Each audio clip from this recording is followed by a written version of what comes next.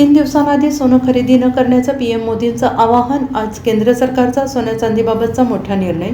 पुढील वर्षभर देशवासियांनी सोनं खरेदी करू नये, तसेच पेट्रोल डिझेलचा वापरही कमीत कमी करावा, असं आवाहन पंतप्रधान नरेंद्र मोदी यांनी केलं आहे. तसेच शाळांनी सुद्धा ऑनलाईन वर्ग सुरू करावेत, असंही नरेंद्र मोदी यांनी म्हटले.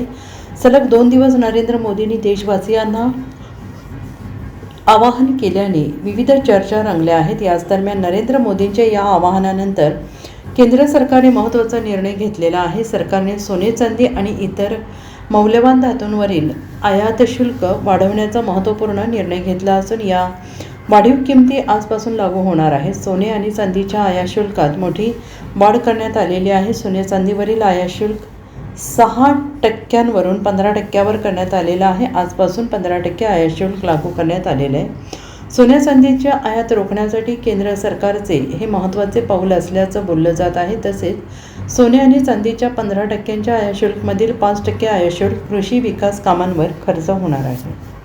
Bureau report, SPN Marathi, Mumbai.